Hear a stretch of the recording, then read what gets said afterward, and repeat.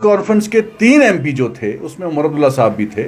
उन्होंने बीजेपी को सपोर्ट किया और उसके बाद फिर बीजेपी के साथ इनके जिस तरीके से ताल्लुकात रहे और हाल ही में जो जम्मू कश्मीर में आर्टिकल 370 हटा और 5 अगस्त को आर्टिकल 370 हटा और 3 अगस्त को जम्मू कश्मीर की कोई भी पार्टी का लीडर जो है दिल्ली नहीं गया। सिर्फ नेशनल कॉन्फ्रेंस के 3 एमपी, उसमें डॉक्टर फारूक अब्दुल्ला साहब, उमर अब्दुल्ला साहब और हुसैन मसूदी साहब हिंदुस्तान के वज़ीर आज़म नरेंद्र मोदी जी के पास जाते हैं। अब उधर क्या बात होती है वो भी हम आगे बताएंगे, लेकिन हम उनसे सवाल करना चाहते हैं कि अगर सरकारी हम हैं तो आप क्या हैं जिन्होंने बीजेपी के साथ अलायंस किया, बीजेपी के साथ जो है दिल्ली में मीटिंग की और वहाँ जो है कौन से नारे फारूक अब्दुल्ला साहब लगाते हैं वो जम्मू कश्मीर की आवाम को मालूम है।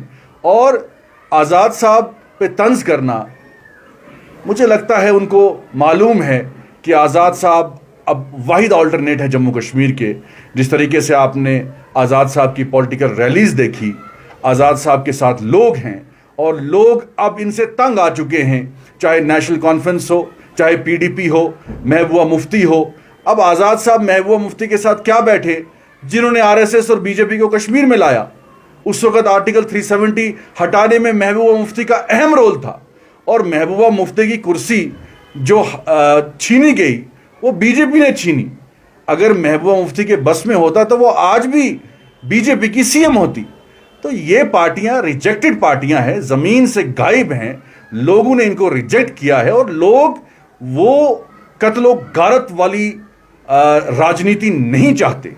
इन्होंने सिर्फ अपनी हुकूमत चलाने के लिए कत्लो गारत की। बच्चे जो निहत्ते हमारे बहनें थी, भाई थे, उनकी आंखें चली गई। इन्होंने कश्मीर में पीएसए लाया, इन्होंने कश्मीर में जो है एसटीएफ लाया, इन्होंने पैलेट्स लाए, बुलेट्स लाए, कत्लेआम किया। आज़ाद साहब ने तो कत्लेआम नहीं किया। आज़ाद साहब कहते हैं मैं खिदमत करना चाहता हूं, जो मैंने 2.5 साल में काम किए वही मजीद काम करूंगा। मैं नेशनल कॉन्फ्रेंस से, मैं पीडीपी से सवाल करना चाहता हूं कि आपने क्या किया जम्मू कश्मीर में? सिर्फ खून खराबा किया, कत्लेआम किया। और मैं दावे से कहता हूं ये तंजीमें 3 सालों में 370 पे नहीं बोली। पार्लियामेंट में जब मोदी जी के साथ 3 नेशनल कॉन्फ्रेंस के एमपी मिलते हैं, उसके बाद इनको जेल में रखा जाता है, वो भी एक डील हुई है और उसका हमें सबको मालूम है। और उसके बाद पार्लियामेंट में इन्होंने 370 पे बोला ही नहीं। आज भी कहते हैं हम धरने पे जाएंगे, लेकिन इलेक्शन के धरने पे जा रहे हैं कि इलेक्शन करवाइए, क्योंकि इनको पावर में आना है, लोगों का कत्लेआम करना है और महलों में रहना है। अगर ये जम्मू कश्मीर के आवाम के हमदर्द होते तो ये 3 साल में सैकड़ों धरने करते 370 के खिलाफ, जैसे डीपीएपी ने किया। लैंड इविक्शन ऑर्डर आया, 75 लाख लोगों पे असर पड़ा।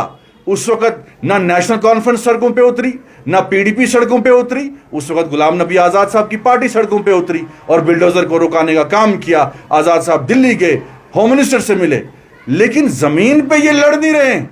अब कहते हैं धरने पे जाएंगे, इलेक्शन करवाइए। अरे 370 पे क्यों नहीं धरना किया? क्या डीलिंग हुई है दिल्ली के साथ? और मैं आपको दावे से आखिर में कहूंगा कि अगर दिल्ली का इनको इशारा आता है अगर बीजेपी से, तो घोड़े पे चढ़ के फारूक अब्दुल्ला साहब नागपुर जाएंगे और बीजेपी के साथ कल ही अलायंस करेंगे। ये ऐसे लोग हैं। इसलिए आज़ाद साहब को लोगों पे एतबार है, लोगों को उम्मीद है कि आज़ाद साहब जो हैं वो काम करेंगे, वो कत्ल गारत नहीं करेंगे, वो रोजगार देंगे। अगर उन्हें मेडिकल कॉलेज बनाए, यूनिवर्सिटियां बनाई, सड़कें बनाई, तहसीलें बनाई, नियामतें बनाई, डिस्ट्रिक्ट्स बनाए, यही काम आज़ाद साहब ने करना है। और मैं दावे से कहूंगा 6